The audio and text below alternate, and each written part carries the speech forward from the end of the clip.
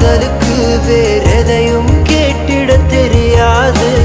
அன்பை கேட்கும் காதலுக்கு சந்தேகம் தாங்கிட முடியாது.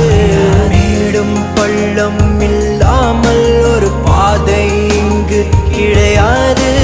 பிரிவும் துயரம் இல்லாமல் ஒரு காதலை நாளம் புரியாது.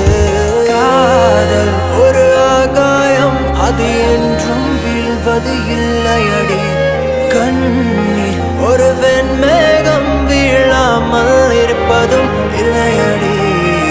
கடலுக்குள்ளே மீன் அழுதால் மீன் கண்ணீர் வெளியே தெரியாது.